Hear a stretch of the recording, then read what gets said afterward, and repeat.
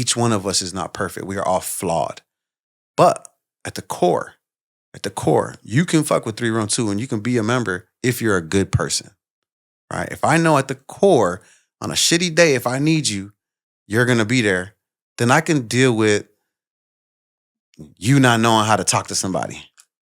You know what I mean? I could deal with that because we all got shit, right? I could deal with you bailing on a bill occasionally, right? Flaking, it's fine. Why? Because you probably don't got the bread and well, we couldn't cover it. But you know what? I know when you get paid on Friday, without a fucking hesitation, you're going to take care of me, right? It's a difference.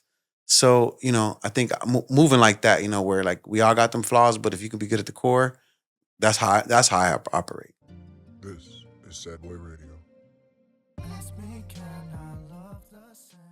What's the word, everybody? Welcome back to Sad Boy Radio. I'm your host, Matt, and today, man, we got a very special guest in the building. Man, you spent 15 years over at B96, well, Odyssey. That's how you pronounce Odyssey, it, right? yeah. I don't want to fuck it up. No, you're good. Do it. Fuck it up. Marquee Sports Network host for Lollapalooza, right? Is that it? No. Marquee. So Marquee Sports Network is a TV show called Inside the Fire. Okay. For the Chicago Fire. And then Lollapalooza is on Hulu. Yeah. See, it wasn't separated enough. My bad. It wasn't separated enough. That's why I was like, what the fuck? I was like, what's a sports network doing at Lolla? Now I know I got to fix my bio so I can get it. See, There's only so many letters that you can put in the thing, you know what I'm saying?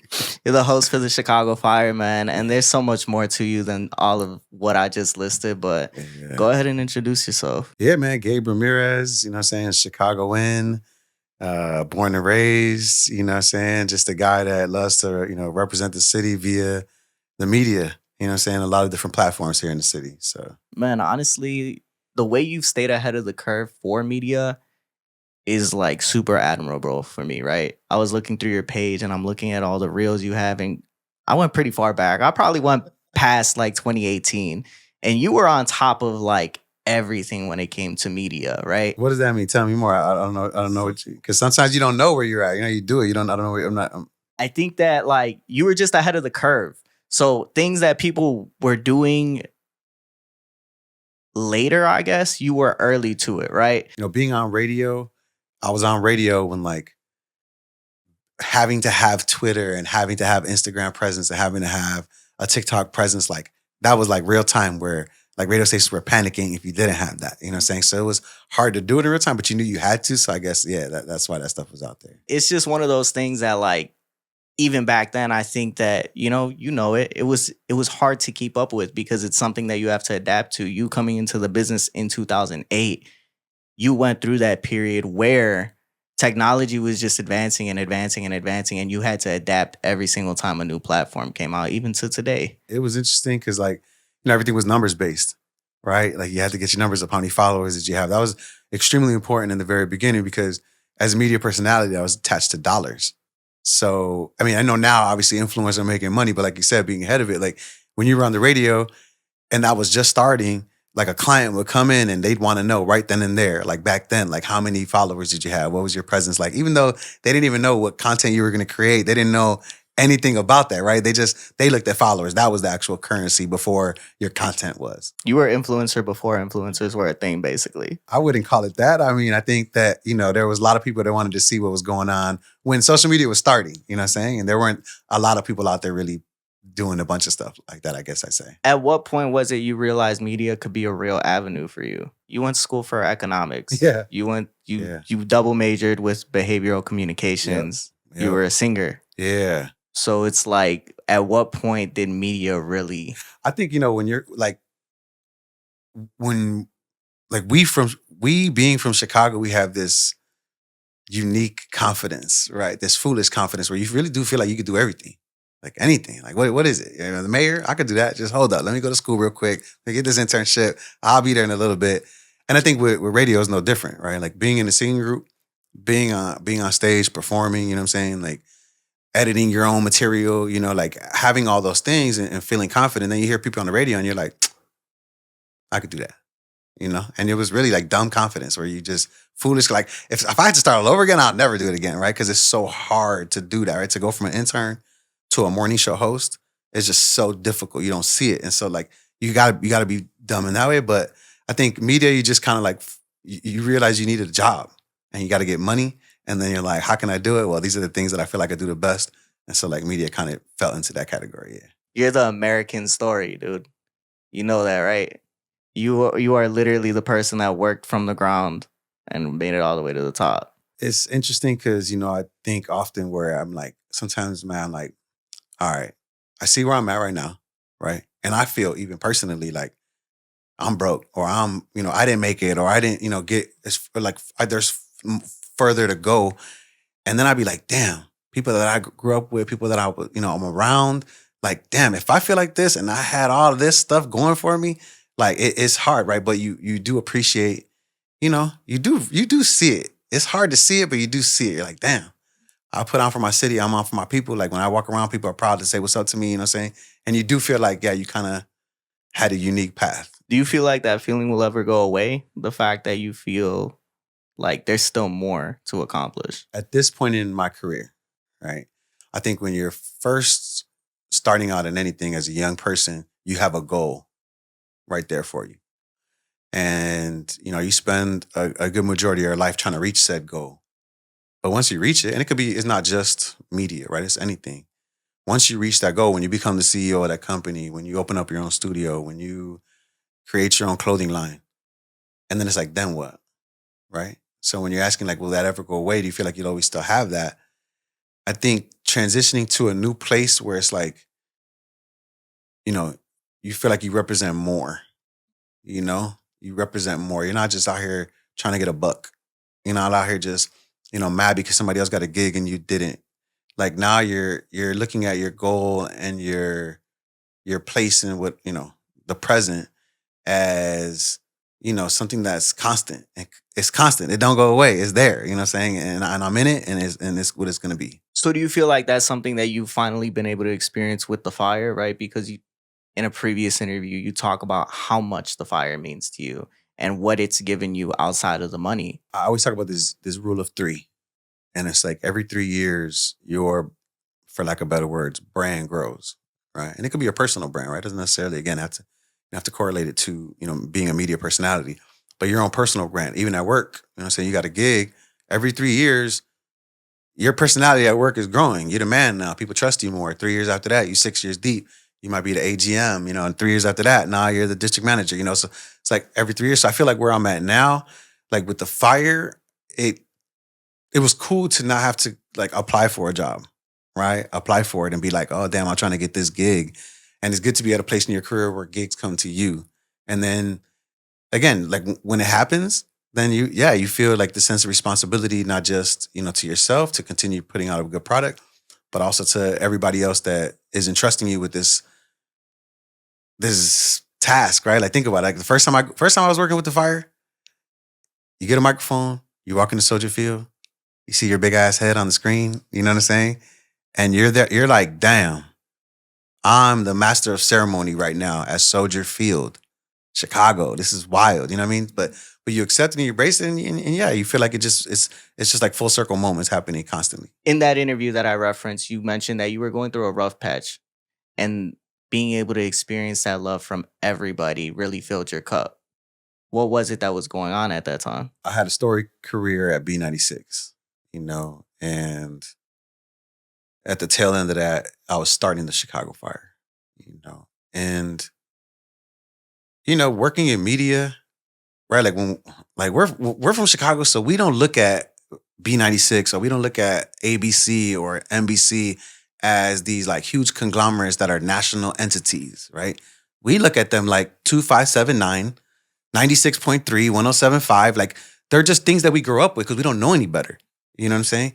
So again, like being in these new spaces, it allows you to just kind of expand on all that, you know what I mean? And then getting into the fire at the end of it, you're put into a new space where, again, I mentioned it earlier, everything just comes back together and you're getting lifted up in a different way where you're not a guy that had to go to Miami to go get put on again. You didn't have to go to Texas. You could stay here. You could stay here and get love. You can stay here and get gigs. You can stay here and duplicate that income. And I think that was what really lifted me up, right? It's a team that I felt like was mirroring my life, right? Chicago Fire, they were good once. They were down in the dumps as of the last couple of years, not making the playoffs, not really doing anything. They go through new ownership, right? This kind of rising of the Phoenix. And over the last 3 years, they've put themselves in a position with a new coach, a new $100 million Endeavor Health Performance Center, new players, and now they're making this push towards the playoffs. So I feel that like I ride with them in that sense. Yeah, you know what? Nope. You know what? I'm gonna be your host until y'all get popping. And now you know when y'all win the championship, I'm here with you. And we did it. We did it, baby. I want a ring. I want all that. You know what I'm saying? But I feel like it's synonymous with, a lot of people's lives, you know what I'm saying, where they feel like they go through these transitions. And yeah, I feel like the fire and what was going on with them at that moment definitely filled my cup and helped me out for sure. Man, I love that for you. Honestly, because you think about all the stories where, like you said, things don't go the way that we expect. And after that, we're stuck with the question of what do I do next? Where do I go next? And having that storied career 15 years and then having to leave, right? I know the story. They don't know the story. So we're going to get into that in a little bit. But you started in 2008 as an intern on the, hold on. I got you. Go ahead. Eddie and Jobo show. Hey, Chi-Town, all day, legends. What's a lesson that you picked up from them that had continued to follow you throughout your career? One is to have an exit strategy. No matter where you're at, no matter what you're doing, you got to have an exit strategy because a lot of times you're in it and then that shit's gone before you know it. You know what I'm saying? The second one is, and I learned this, shout out my cousin DJ Metro. He led by example with this one as well. And it is truly to be kind to everyone. You know what I'm saying? And Eddie, from Eddie and Jobo, they had $1 million contracts. Damn. $1 million contracts. That's why I was like, damn, am I about to be a millionaire? I got the morning show. It's Gabe Ramirez. And where's the checks at? No, it don't work like that, right? But I remember going places with him. And, this is when I was the intern. And, bro, never let me pull out my money. Never let anybody pull out their money. Just being like, what are you even talking about right now? You know what I'm saying? Treating people that way. Like showing me how to be that person. And so I think that stuck with me not only at my career, but anywhere. When I work with the fire, you know what I'm saying? I say what's up to the person that's serving the beers. I say what's up to the ushers. Security knows me there, you know what I'm saying? Because I say what's up to everybody. And if we were out at a bar, I'd buy them the drinks too. You know what I'm saying? I wouldn't let them take out their dough. $1 million contracts, huh? Bro, can you imagine that? That was the heyday too. You know what I'm saying? That's what $1 million was. $1 million? Well, a real million, right? Not even a today million. We talking about a 1995 million or whatever, whenever they were popping. And Eddie had long money, and I'm telling you, it was cool to see firsthand. Because, to have him take you under your wing. And the other thing is like treating you right. You know what I'm saying? Like him, my other boy, Jay Nice, shout out Jay Nice one time. Like Eddie didn't have to put me on the radio. You know what I'm saying? Like in sports on 670 The Score, Miguel, Andy Martinez, these are guys that work for Marquee that do the Spanish broadcast for the Cubs. I put them all on the radio. You know what I'm saying? When I'm doing 670 Score, I want to hear your angle because ain't nobody else putting you on. You know what I'm saying? But I learned that from Eddie. Why? Because Eddie would put me in the room. Jay Nice, I'll never forget. I would work overnight, then do the morning show, then go to UIC to work or to go to school. Before I leave, Jay Nice, one of the first times I was working, he grabs me in the room. Now, I wasn't on the air, you know what I'm saying? Hey, come in here, Gabe. I'm like, what's up? He's like, you know what a chupacabra is? You know what I'm saying? I'm like, first of all, this is racist. I know I'm Puerto Rican. You didn't have to just grab it now. But I was like, of course it is. He's like, bet. Cracks the mic right there. B96, he's doing his shift. I got my boy Gabe in the building. Gabe, you're Puerto Rican. What's a chupacabra? You know what I'm saying? Like things like that where they have a level of confidence, right? That they don't feel a certain type of way in a room with nobody.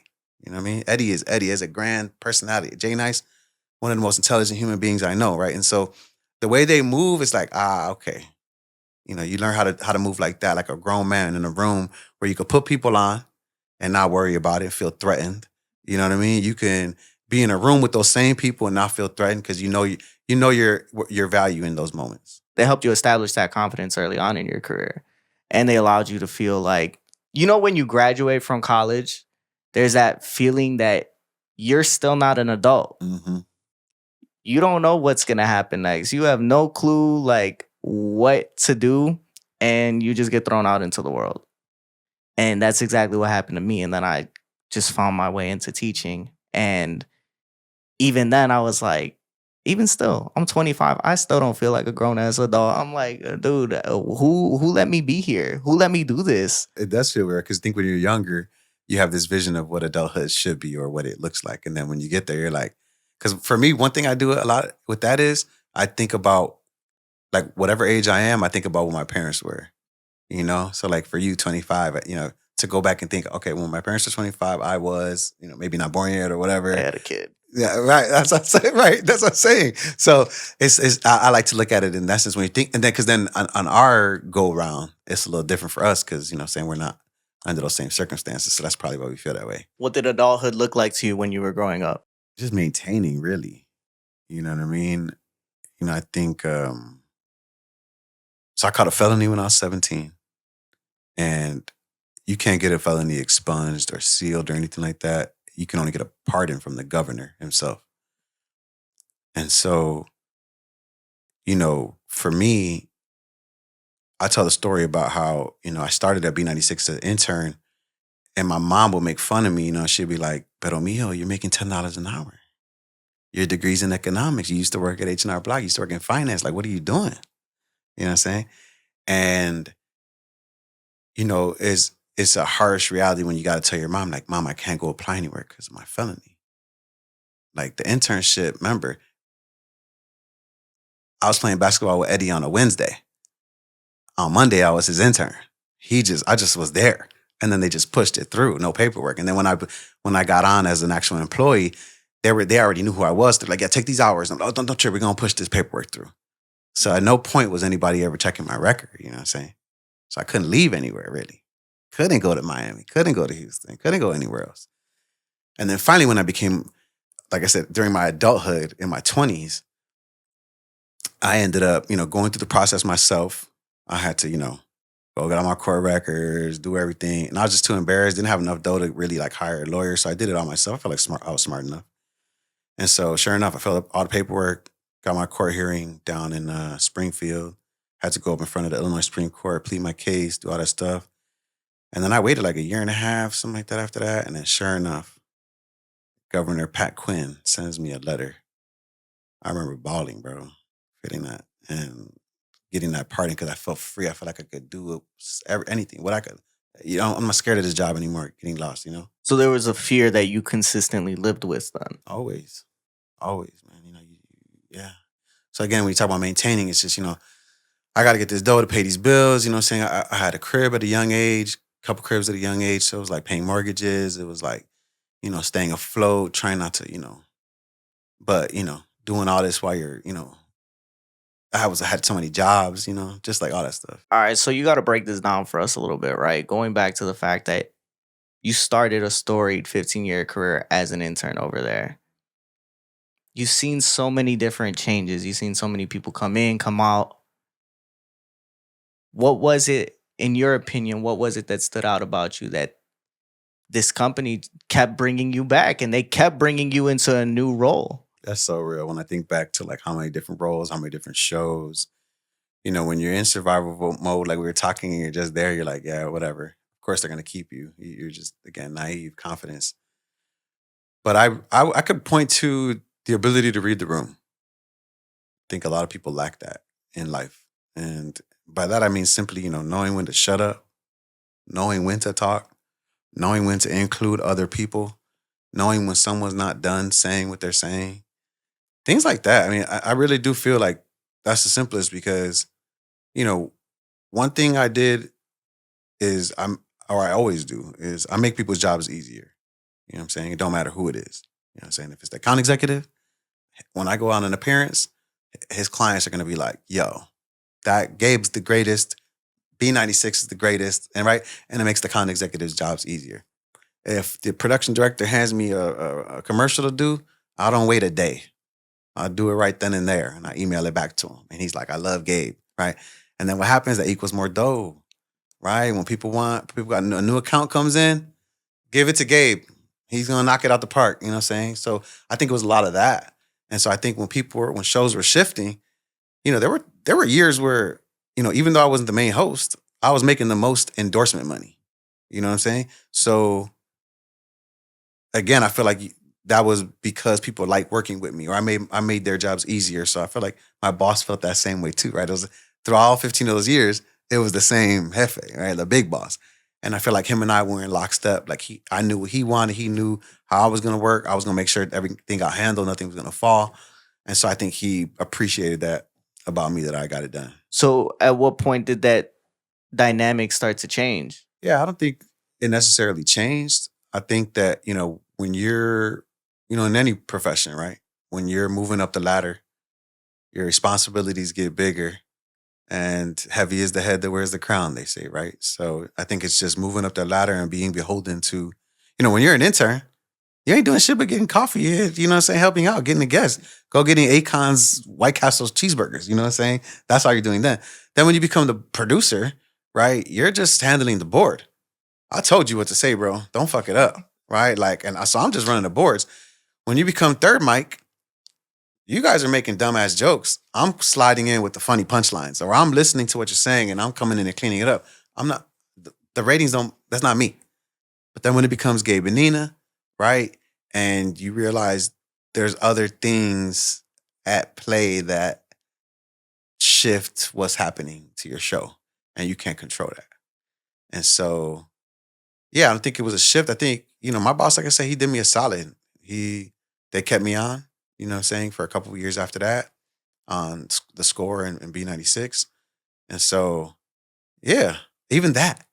Like, do you understand how weird it was for me to lose? I wouldn't say lose because my contract was up, but for them to go a different direction in mornings, and for me to still be in the building, pull up on Monday, and people are like, but I thought how we is took he your still?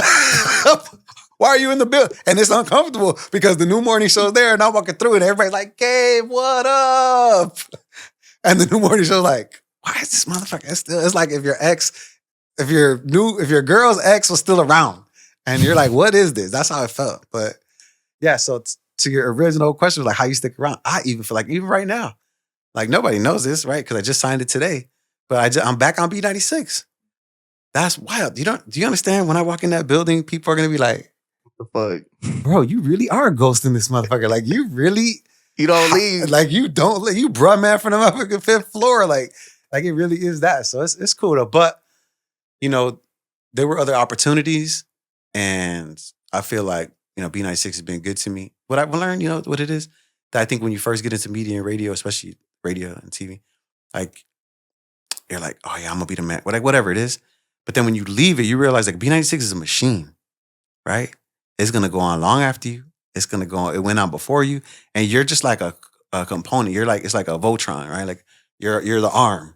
You know what I'm saying? But it got so many different pieces, and no one can take away what you did, right? But it's not my boss.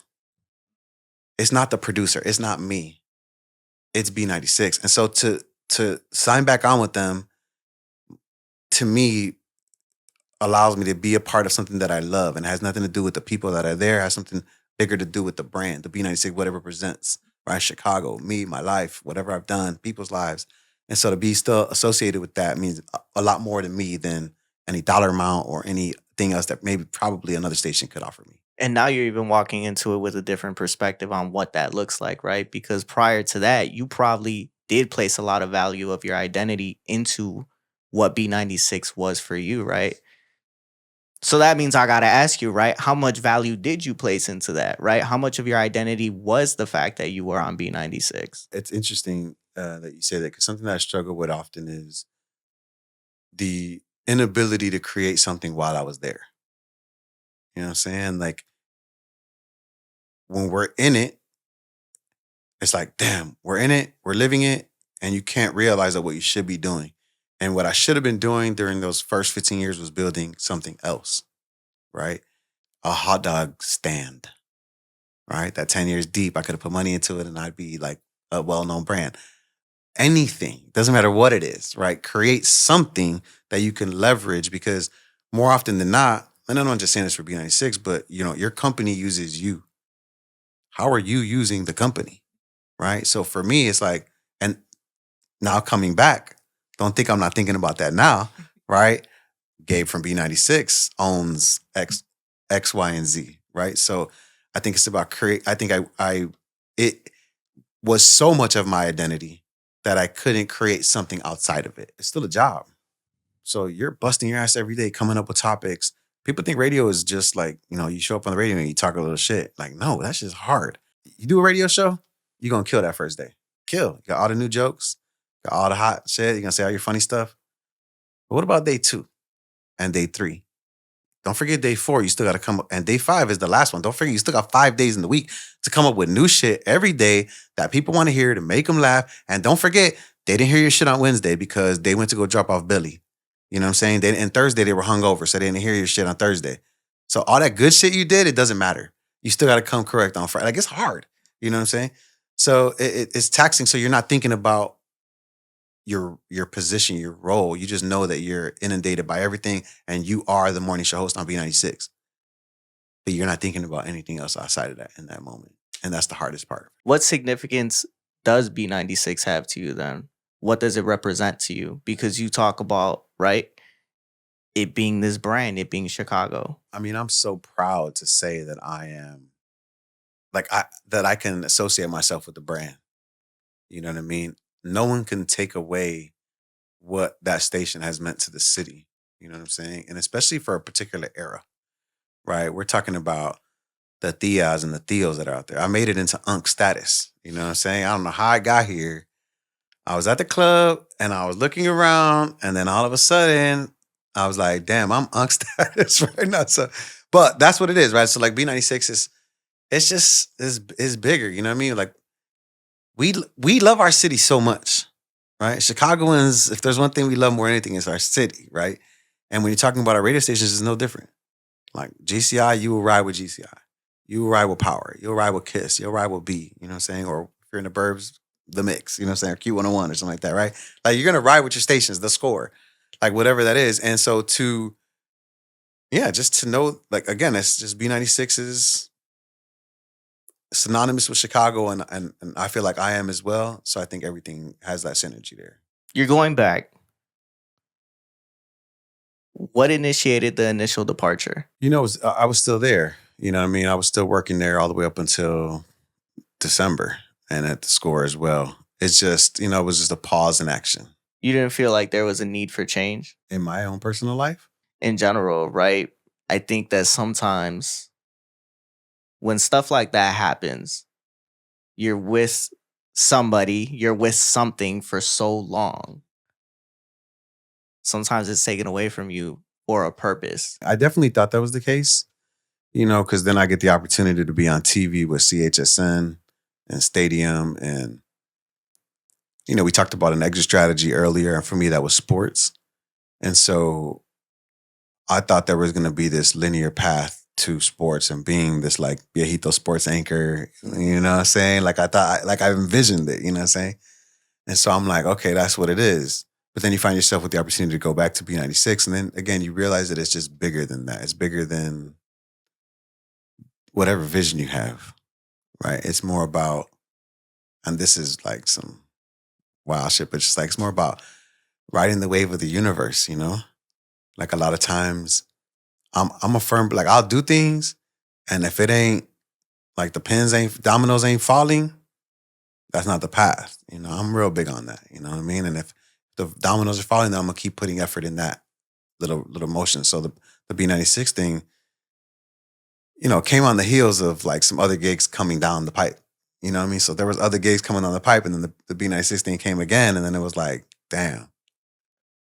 So then you're like, okay, you know what? This is the path to go back this way and do this, and kind of like, keep adding to your brands on TV, on radio. Like, it's not just, that's what I'm trying to say. It's not just TV. Like when you're talking about what's next, it's not just this. It's not just radio. It's not finding that other thing. It's like, no, it could be everything. All your 17 jobs. People try to put you in a box, right? You know what I'm saying? And that's like the crazy thing where it's like, somebody hit me up and they're like, for one of these radio gigs, right? Yo, can you send me your radio demo?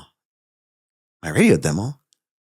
I don't got a radio demo. I got some clips from TV. I got stuff from Hulu. I got, you know what I'm saying? But like a radio demo, so like, it's different things. Like you got so many different things that people try to box you in, you know? Like nobody wanted me to do sports initially. They're like, why we got the guy talking about Justin Bieber talking about the Bears? This ain't it. You know, it's Justin Bieber. It's Justin Fields, not Justin Bieber. You know what I'm saying? But you got to prove everybody wrong in those situations. You know what I'm saying? It's like all that stuff. It's just, but again, you could do it all. You know, you could do it all. You don't gotta be trying to do one thing. So why did the transition from top 40 pop culture to sports make sense for you? Working in radio with so many different people, you get to see a lot of personalities that are not from Chicago, and you see them how miserable their lives are.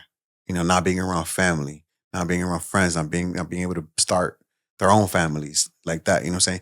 So for me, it was like, how do I stay here? Right? Because going back to the whole, like, we don't look at Chicago like the number 3 market in the, we don't look at it like that. No, that's how people look at it. Exactly. Well, we look at it like that's B96 and that's that, like I said. So when it came to like, how you going to stay here? It's like, well, damn, you know, I can't talk pop culture forever. So, but sports, I know my sports. You know, I grew up here. I love sports like everybody else.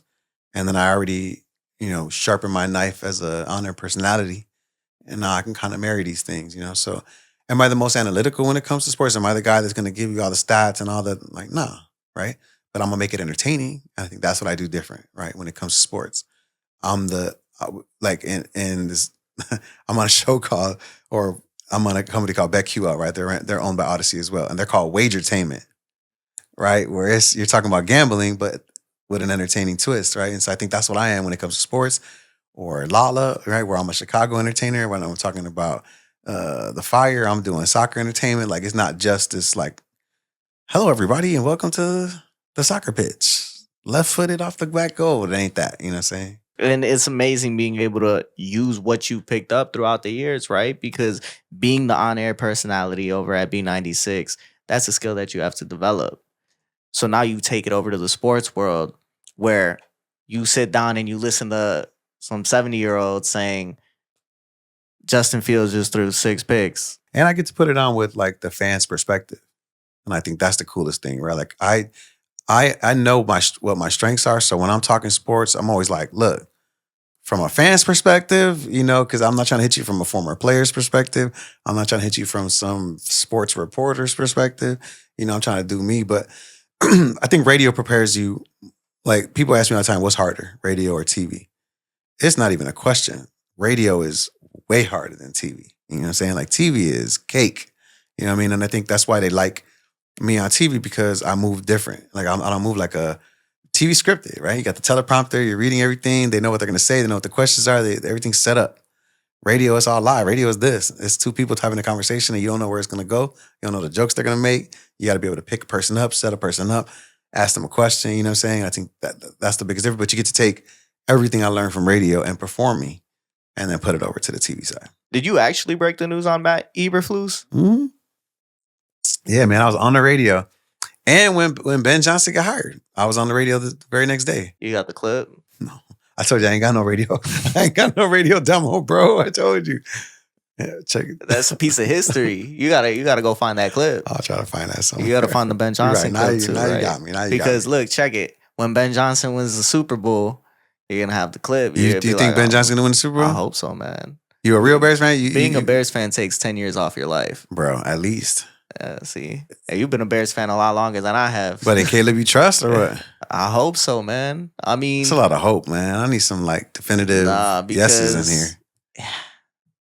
You know, I didn't like him when they drafted him. When they drafted him, I thought he was too soft for nails? Chicago. Oh, okay. Not because of the nail. He was crying in the stands after losing a couple college games. Fair. Come on. Fair. I try to tell people, I was like, but he's young. I'm like, young people are in tune with their emotions. This is what they do. You know what I'm saying? You're 25, you know. I know. I got a podcast called Sad Boy Radio. Exactly. You and Caleb are like this, bro. That's what I'm saying. Somebody plug me with Caleb Williams. That'll be a great podcast you guys do together. I mean, I'm just saying, right?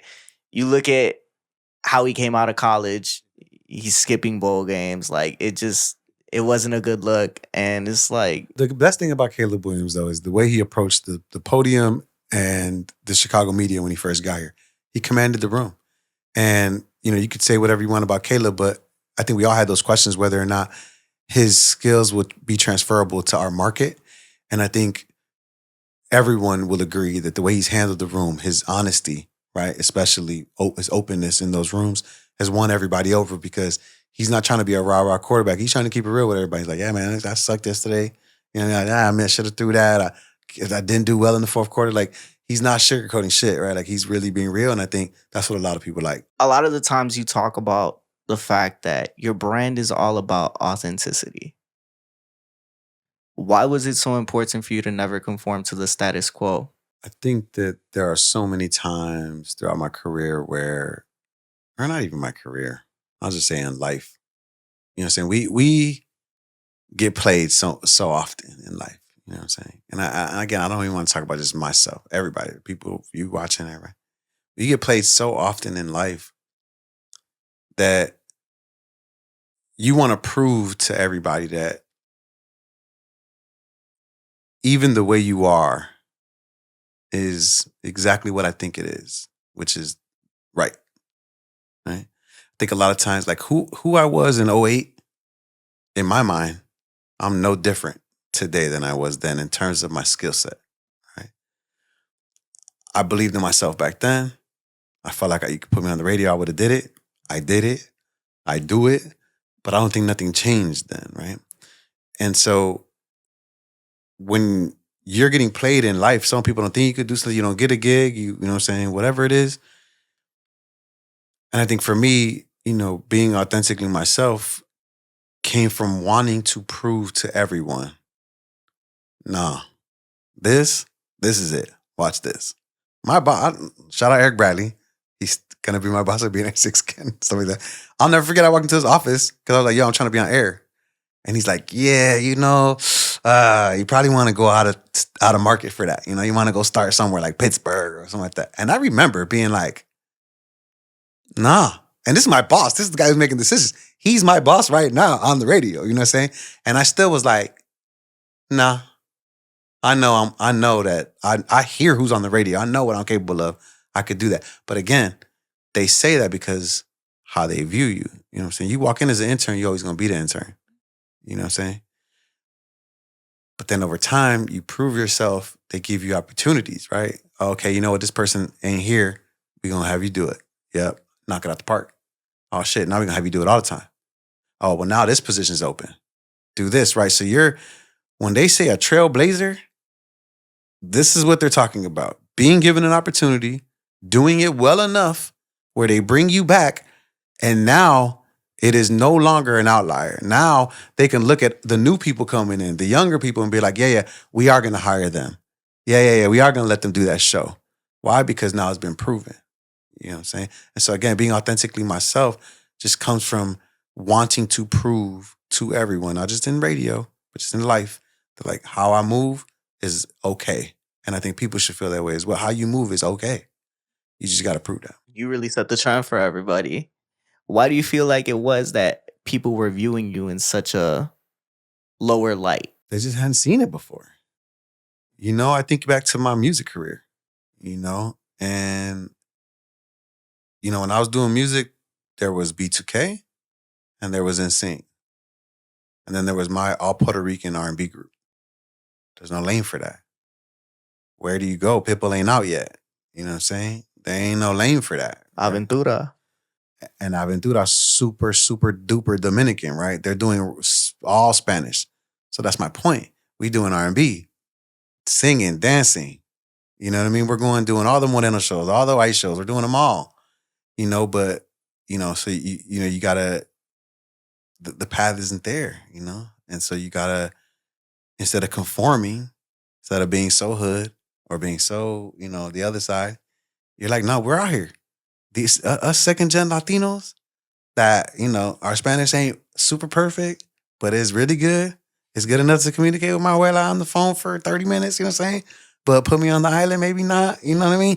Like, we're out here, though. Like, we exist. And, you know, we might not have a box yet, but, you know, we can show people that the box exists and it looks the same as everybody else's. So then why stop chasing that initial dream, right? For me, personally, there was a time where I wanted to be a singer. There was a time where I wanted to be a producer. There was a time where I just wanted to do something in music. I didn't know what that would look like. I had no clue I was going to start a podcast. That shit just happened.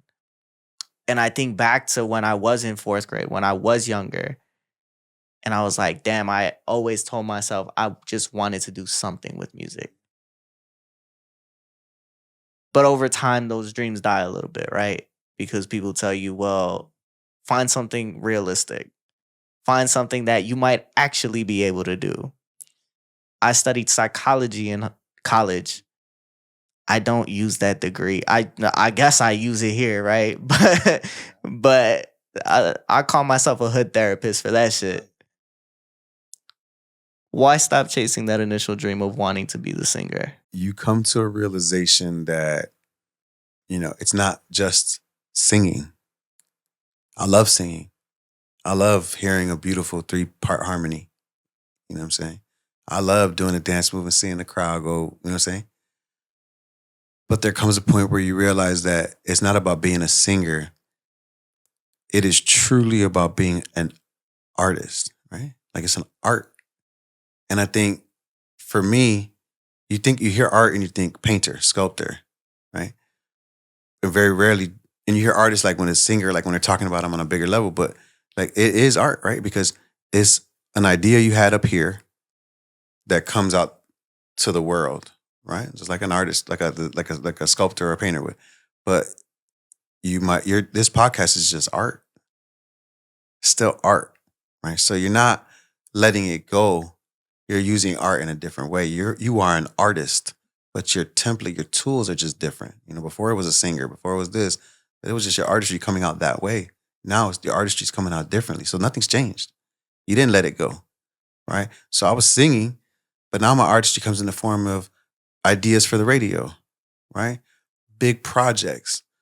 We're doing, 200 people meetups, 2,000 person venue things, right? Because these are ideas that are in my head and now they're coming out, right? So instead of writing a song and lyrics, I'm writing a treatment for a week's worth of shows on plans that get to come out. So like I said, I don't think it never dies, you know what I'm saying?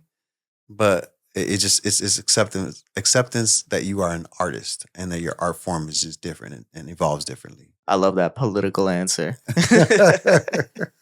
What should it be? What should it be? That my group broke up and that's it? The story goes, I mentioned Pitbull, right? So it's Pitbull's manager. Y'all had Pitbull's manager? It was Pitbull's manager. There was a kid who was, you're too young, but there's a group that was on BT and everything called Fatty Cool. There was like a main star for that show. His dad got his son 2 deals, him, and then Jeremiah's manager. What kind of group was this? We were a really good army. I see that. So it was those 3, and I fast forwarded you past the group's history, and it gets to the end. I did some shit, so my vote didn't count as much, but I had to plug with Pitbull's manager, and he was coming to Chicago, but again, I wasn't in the best standing with the group, and so we ended up going with the Fatty Cool manager who had gotten his son the 2 deals. We do showcase, artist showcase, everything's happening. We're opening up for Fat Joe at Congress Theater. And the manager doesn't show up to the gig. We get into a big fight. I'm pissed that we picked him, right? Instead of Jeremiah's manager, instead of Pitbull's manager. And we didn't know that they were that, like Jeremiah wasn't Jeremiah at the time. Pitbull wasn't, you know what I'm saying? It was like, but it was just felt good, you know what I'm saying? Was Jeremiah even a thing then? Jeremiah was starting. So his manager was like an AR for Def Jam. So then we would go with him to like Miami, ride in his little bus when he was driving around Method Man and Redman and all them like that, off Def Jam. And so he was like, yo, I want to sign you guys. And we were like, we're going with this dude. And then like 6 months later, birthday sex, all that stuff happens, everything like that. Yeah, it's sick. And then I see him and Jeremiah pull up to B96 while I'm there. That was the wildest, because then it's like my first or second year working at B96, and I just finished doing all my music, you know what I'm saying? Because I was still in it at the time. And so Jeremiah and Buddy pull up, and then I'm saying, what's up? And my bosses are like, how the fuck you know these guys? And I'm like, oh shit, I used to do music and shit like that. Like, again, I think that's why I never really told anybody too. I think that's why I suppressed my music career at B96, because you didn't want to be that guy. that was like, no, I do music. Listen to my shit and put me on. Like, I didn't want to do that at all. So it was none of that. But yeah, so we ended up got into a big argument after that show with Fat Joe. And then some shit went down, one of the guys, and then we ended up just breaking up right after that.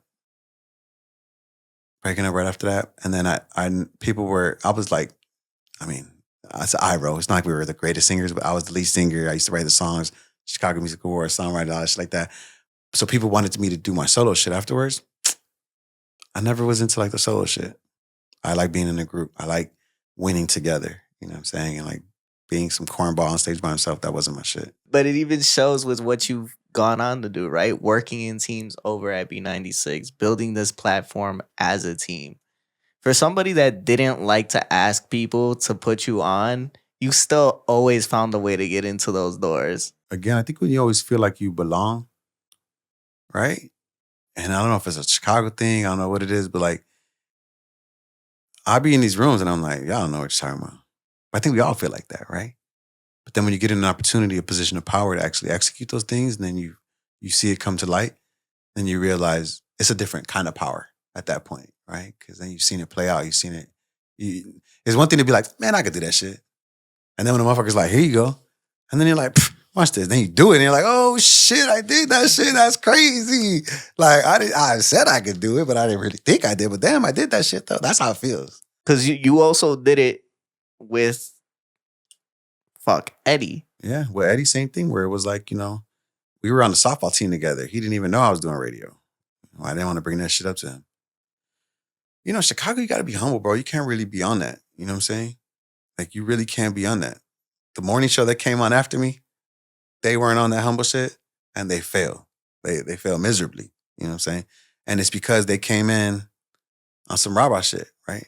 And it's anybody that does, right? It's not just them. It's anybody that comes to this market feeling like you're the man.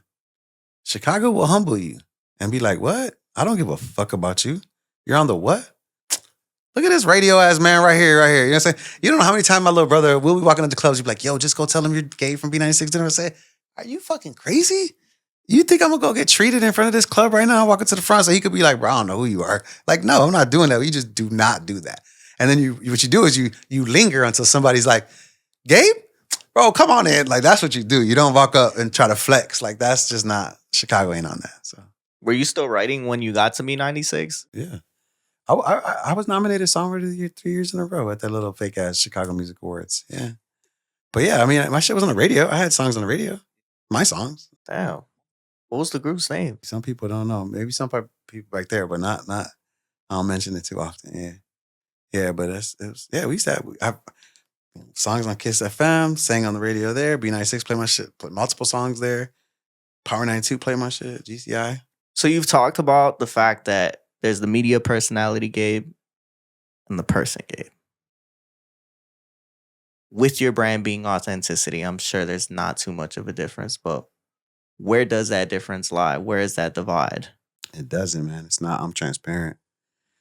I talked about my divorces on the radio, my babies on the radio, my marriage on the radio. Divorces? Divorce. Excuse me, singular. But I understand, and I've understood getting into this field that, in order to gain the trust of the people, you do have to be a bit transparent. And so for me, the other part of it is I'm not ashamed of any part of me. You know what I'm saying? Did I have a divorce? Yes. You know what I'm saying? Did I get married after that? Yes. Did I get locked up? Yes. But like, I'm not hiding from none of that. You know what I'm saying? And it's like, I think that's why people like me. Right? I think that's why people fuck with me, because they're like, I'm not phony. That's one thing. I'm not phony, right? Like, so it's like you could have your opinion about me either way, but you're getting me though. You know what I'm saying? Like how I talk here is how I talk on the radio, is how I talk on TV. You look at any of my clips from TV, it's just like this. Like it's no different. You know what I'm saying? Do you feel like there ever was a moment where it was too hard for you to open up to certain things on the radio? No, it was never difficult for me to be myself and just that, because I knew what I wasn't going to be. Right. And I wasn't going to be the funniest guy in the room. I wasn't going to be the most articulate person in the room.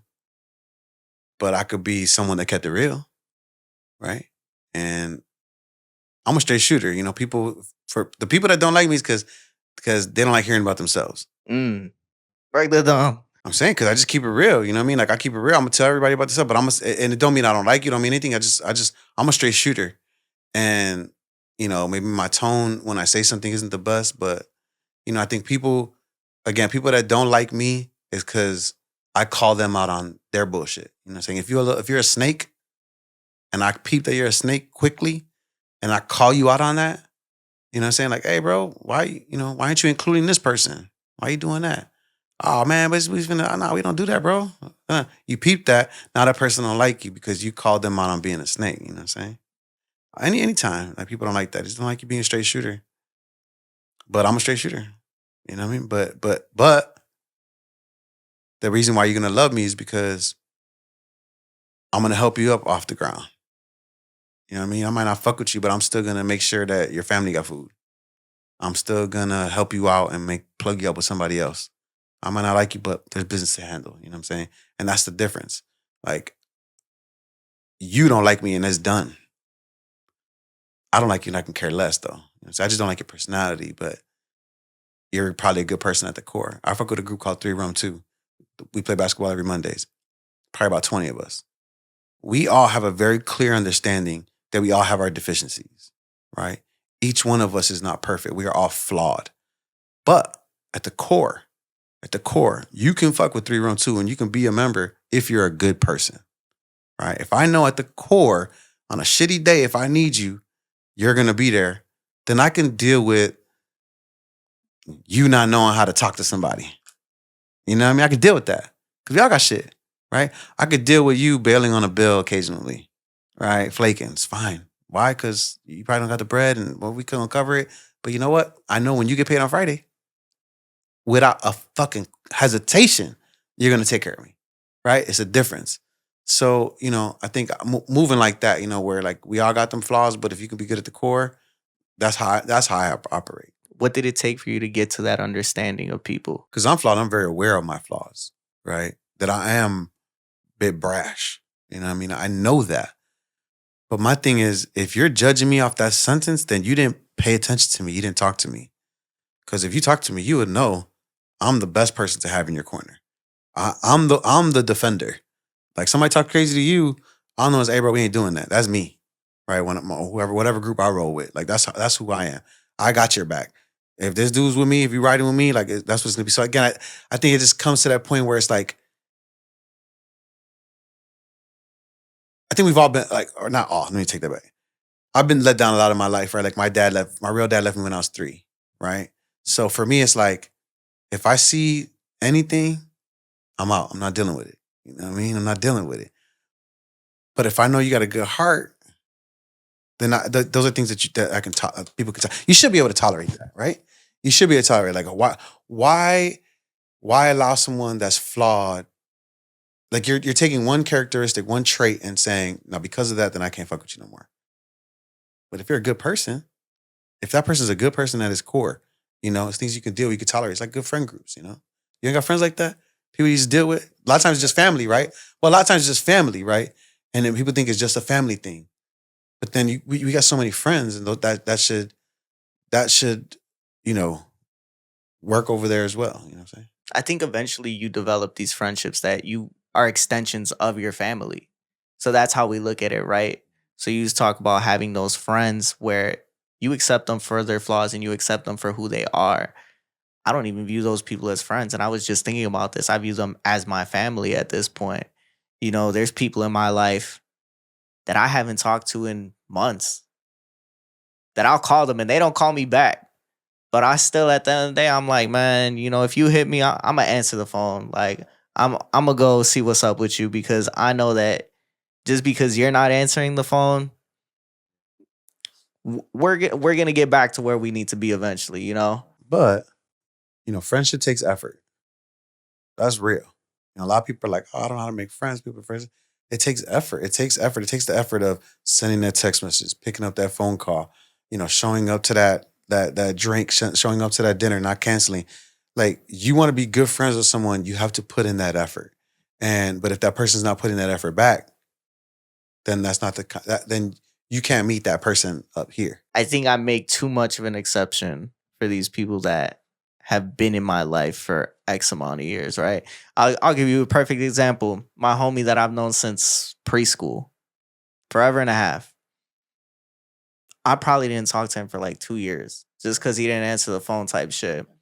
He recently started hitting me back up. So he's like, oh, you want to go get dinner Friday? I'm like, sure. I'm like, what about, I'm like, tell so-and-so, which is our other close homie. I've talked to this homie more often than I've talked to the other one. But him, I haven't talked to in like 4 or 5 months. And he only hits me when he needs something. So he's like, oh, he's not working with me no more. He's moving to Wisconsin. I'm like, what you talking about? He's moving to Wisconsin. He's like, he didn't tell you? I'm like, no, he didn't tell me. I'm like, what you talking about? I'm glad that your friend reached out and started making effort again, you know? Because then that really is what it's about, man. I think a lot of people don't value that enough. You know, you get disappointed by people so often in friendships. And it's like, that's why people have tight circles, right? Who you putting your effort into, you know? And is that sending a text message back? Is that returning a phone call or picking up the phone call? You know, those things really do matter, especially when you're becoming an adult.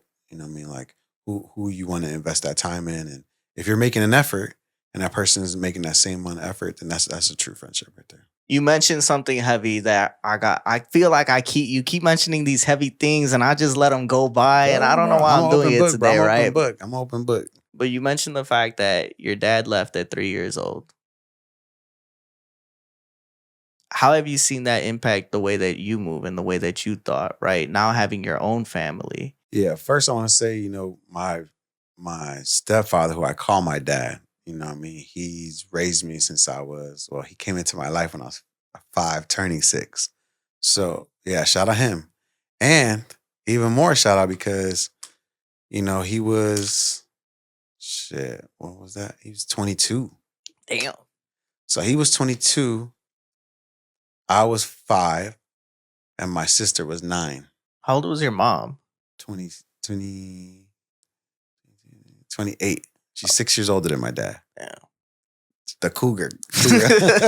Came in with the cougar status. But, you know, we talked about this before where, you know, I like to think about myself in the age that I am in the present and think about my parents. And so when I was 22, think about it, you're 25. So imagine you, right?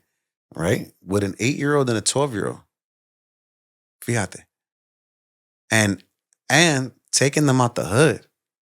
You know what I'm saying? We ended up in a crib. You know what I'm saying? My dad went from being a stock boy at his job to being the vice president. You know what I'm saying? So seeing that work ethic, so I say that to say I still had a father figure. You know what I mean? I still had someone who showed consistency, showed what it was to be a man. You know what I mean? I had that. But with your question, I do think it affected more so like my personal relationships with women. I think that subconsciously not wanting to feel pain from abandonment in the form of a woman leaving you, right? So you take part in this self-sabotage, you know, rite of passage that you feel like you have where you're like, yeah, you know what? You ain't finna hurt me. I'm finna do this. You know, like that's what you realize what it is a little bit later. So I think I dealt with a lot of that, you know, wanting attention, like those kinds of things. Cause yeah, I think that's how it affected those kinds of relationships. And I think that when it comes to friendships with males, I think it is like if I see any snake in you, it's cool, bro. I'll keep you at a distance. I know what time it is. And I could peep that quick. You know, yeah, I don't have a psychology degree, but you know, I read people, and I jump to those conclusions quickly, and I could tell if you're a good person. So you're quick to dip out. It's not even a dip off. It's just, again, we talk about effort, right? It's just you're just not going to get effort from me. You know what I'm saying? I feel you, boom, and I'll be in the room, be cordial. I'll even set you up with some conversation stuff so you could look like you the man. But in terms of like us kicking it, or us being being cool, like nah, that's not going to happen. I reference this podcast a lot because I feel like there was a good amount in there. It felt like a real conversation for real. You guys talk about these phases in life, from clubbing to brunches to now you want to have these experiences. An important phase you entered into your life was fatherhood.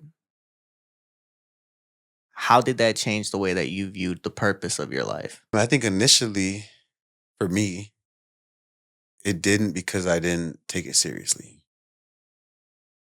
I didn't. I remember. I'll never forget. It was like a couple months after having my first child, couple months after that, I finally broke down, like bawling, crying, like uncontrollably, realizing like that I had a baby in front of me. You know what I'm saying? And so, it's fortunately I had kids a little bit later, so it's not part of that. Like, so I knew I had to go make this money for my kids. Like, I had a little bread. I was feeling good. You know, I think I think more so, and this circles back to the whole topic about, my real father and stuff like that. I hope my sister doesn't get mad for me saying this, but I think about my sister more so than anything else. And I've talked to her about this. And it's that, if I was 3, she was 7. My daughters right now are 5 and 3. I can't imagine me giving my daughters 7 years of love and then dipping. You should say, for me, 3, I didn't know the guy. I always tell everybody that asks, I'm like, it's different. Like when I talk to like my family members, I'm like, you guys were old people around when this was happening. I was 3. I don't got no fucking recollection of this shit. This is just a guy, but my sister, 7. You know what I'm saying? That's a whole, my daughter's 5. I don't give my daughter so much love to this point to think about not being there. So when you ask the question about how it changes you as a father, or changes, what you're thinking, it's like, I think about the amount of love I want to give my daughters. And I want it to be nonstop. I want it to be consistent. I want it to be one that, they're never fearful of losing because, I know what that's like, So it changes you in that way in terms of wanting to be a good father. And then being a good, I mentor people, but like it changed your mindset in that way where you're like, there's not enough good. There's a lot, but still not enough good Latin men out there. You know what I'm saying? So it's like, all right, I got nephews that are a couple of nephews. I got family that are locked up. You know what I'm saying? And I think to myself, like, damn, you feel like you were the, your uncles and your people were the ones that were doing the dirt, and you felt like you were the first one that was changing that shit. And then for there to be younger kids still doing it in your family, you're like, did I fuck up? Did I do something wrong? So I think fatherhood changes your perspective on all of that. Like how you should be handling yourself around the shorties, around your kids, around everybody, you know what I'm saying? So it changes you in that way. It made you more mindful of what you were doing and how you can help navigate other people in the right direction. Yeah. And wanting to, the desire to, right? Where, we got family parties, and we think that that's it. I see you on Thanksgiving, I see you on New Year's, see you at a little barbecue in the summer. And then you're like, but that's not enough. Clearly that's not enough because they're still getting locked up. So they ain't seeing you enough, or you're not doing enough, or whatever it is. You need to do one of those. This is how wild it gets. That I'd be like, do I need to do a seminar for my family? Like the shorties, you know what I'm saying? Do I need to get a couple, like, you know what I'm saying? But for real, right? Like, do I need to go get like one of my business homies and another homie over here and like sit down to 10, 15 to 20-year-old men that are in my family and be like, all right, check it out. This is what we're doing now. Like, what is it? Like, what? I don't have an answer for that. You know what I'm saying? Because I'm sure you got people in all different walks of life doing different things. And then you're like, how do I get it to where we shut off that valve, right? Where that doesn't happen anymore. Why aren't we evolved from that? You know what I'm saying? I think a lot of those thoughts for me came early on when I was going to college because, you grow up in the same neighborhood with your homies that you're like, why did this one end up like this and I ended up like this, right? I'm the only person out of my friend group from the neighborhood that went to college. They might have went to community and did like a class and then dropped out, right? But my goal was always, I'm going to leave the state. I'm going to go get my degree. I didn't leave the state. I was supposed to. But I went to UIC. Yeah, I went to UIC because it was a whole lot cheaper. But I just had always thought, my homie at the time, he's still my homie. He's having another kid. Shout out him.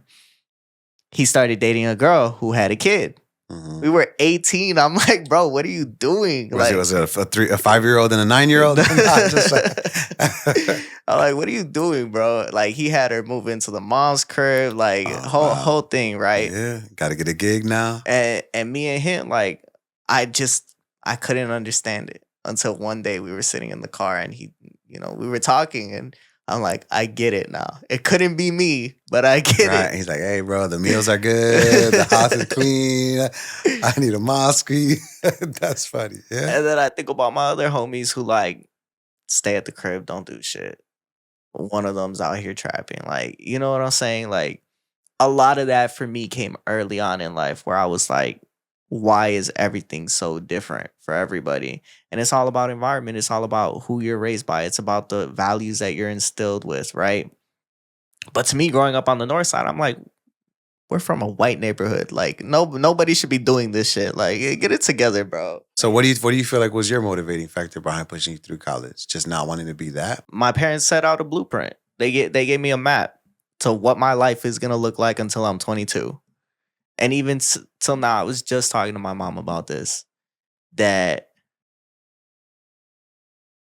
I feel like things need to be different. Like, I got the job that I got when I got out of college, th- um, 2 months after I graduated. The whole plan was to move my way up.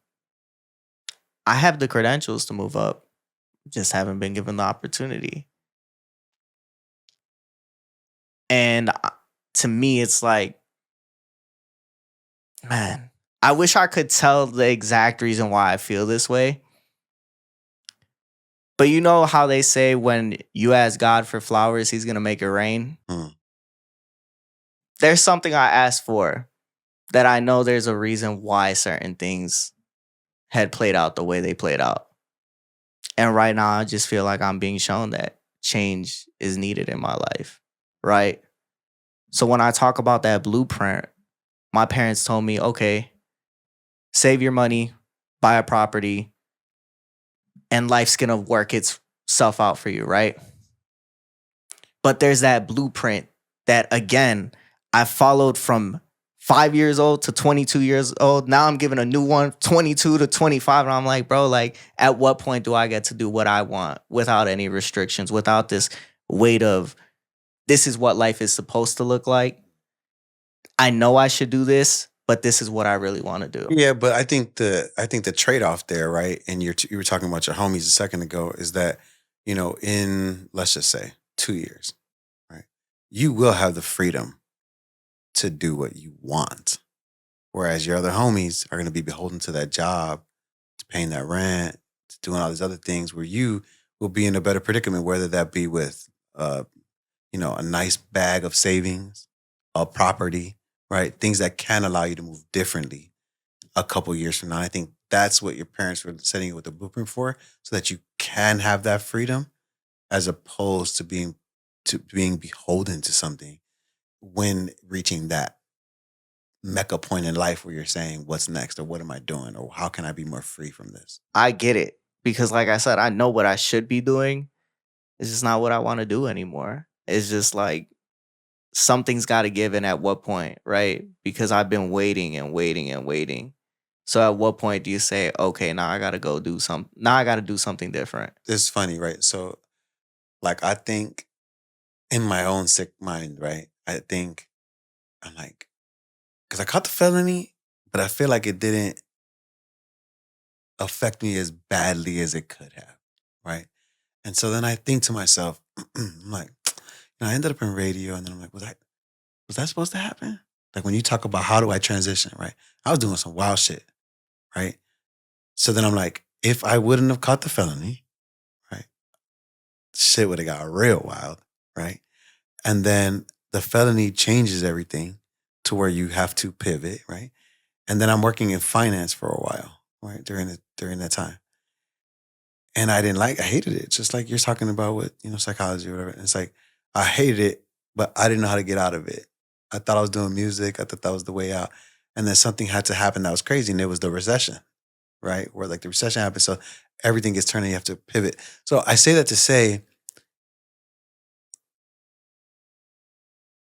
be pendiente of the signs that are out there that are helping you shift. Because a lot of times, like I was talking about the morning show and being in it and not using it as a platform, not doing these things, a lot of times you're in it so thick that you can't see the thing. But it's there. It's right there. It's right there staring at you. But you're in it. You're going to work. You're coming to do this podcast. You're going out with the fellas. You're hanging out with old girl. You know what I'm saying? You're doing all these things, and then the opportunity to shift or to pivot is there. But it's like, nah, I can't do that. I gotta do this, or I can't. You know what I'm saying? But it's there. But it's about seeing it and understanding that it does take something, for lack of better words, catastrophic to have you pivot. You being the parent, taking the lessons that you learned from yours, what's something you want to instill into your kids? Be fair. Think, you know, I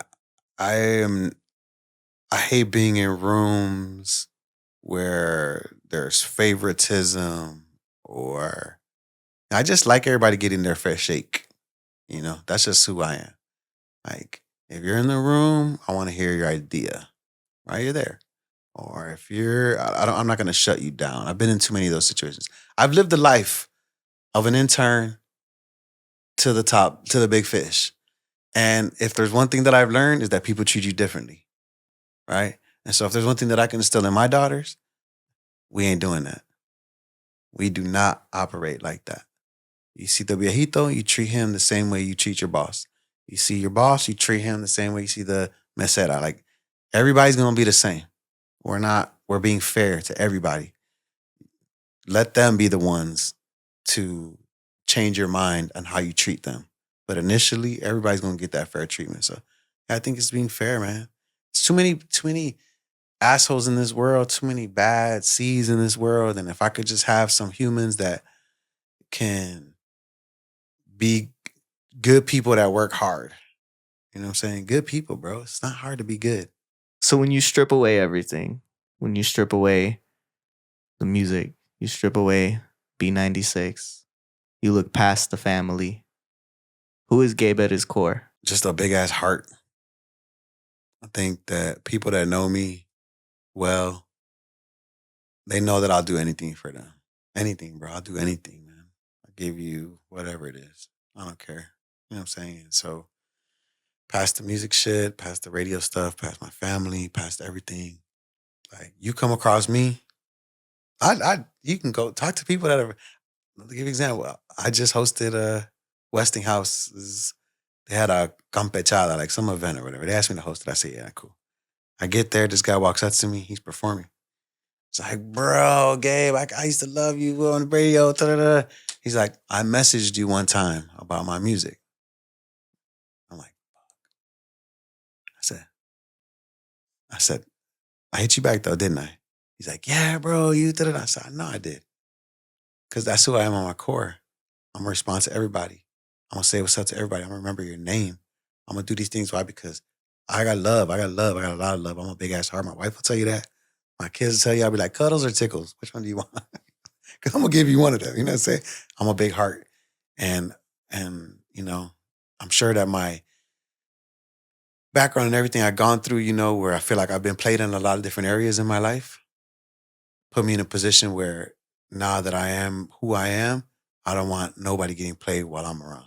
And I hold true to that. And so I'm a big ass heart. What do you think was the most important thing you had to go through? You know, I think a lot of times for those of us out there that have gotten things on their own, we tend to think that the world is our oyster. And so you come across naturally moments that humble you, right? Not a instance or an instance, excuse me, but multiple instances. And so I think, you know, you had to go through those. You have to feel yourself to realize that you shouldn't be feeling yourself. You know what I'm saying? You got to feel yourself though first. You can't just be out here humble forever. And then you end up humble. You know what I'm saying? You got to feel yourself because you don't know any better. Remember, you did it yourself. You did it yourself. I came out here. I fucking went to UIC and got on the radio station in order to get at the softball team, in order to get on thing, in order to get on CHS, in order to get on the Bears, in order to get. I did all that shit. Your ass needs to do the butterfly effect trend on TikTok. What? Oh, little did they know he'll be doing the thing. Yeah. That's Yeah. what your ass needs to The do. UIC radio thing. Little did they know. Little did he know. You don't honestly, bro. It's so funny, bro. And I know everybody thinks about this. Like when I'm walking around or when I'm in, people be hitting me up, and you're just like, you didn't know. You didn't know none of that shit. You really were trying to like get a check and really trying to. You really had this level of believability, and you did not know. And then all these years later, you're like, oh shit, I did do something. You know, I did do something that my favorite people come up to you all the time and say what's up. Whatever. My favorite person to come up to me is a mom that talks about my son looks up to you. My son, man, oh my God, he wants to listen to you. He loves because to me that lets me know that like you as a mom or parent heard me on the radio and thought, I don't mind my son listening to this guy. I don't mind him wanting to be like this. You know what I'm saying? And that to me is like the biggest compliment because it crosses generations. It's not just the shorty thinking he got this, a barstool kid that he's looking at that's cool. It's the shorty and the mom that are both feeling that. And that's true because I remember there would be times when I was little and my parents were like, don't listen to that shit. That's what it is. Man, I appreciate you coming through, man. You already know, man. Thanks for having me, bro. Of Great course. conversation, bro. You got anything you want to plug? Oh, man. Just, come follow me on social media, bro. Chicago_Gabe. Yeah. No, man. I say if you're a young guy out there, be an example, man. Be a good example, man. If you're a young man out there, be a good example. There's a lot of ladies out here, trying to find good men, trying to do good things. And I'll say if you're a cheater, that's what I'll say at the end. If you're a cheater, don't wait to hit rock bottom before you stop cheating. I'll tell you that right there. That's my gem right there for all you cheaters out there. Make sure you go ahead, like, comment, and subscribe. Make sure you go ahead and check out Gabe. He's all over the place. TV. He'll be back Just on B96. Google Gabe Ramirez. That's Google Gabe Ramirez, and you'll find a lot of Mexicans. Sad boys for real. Peace out. This is Sad Boy Radio.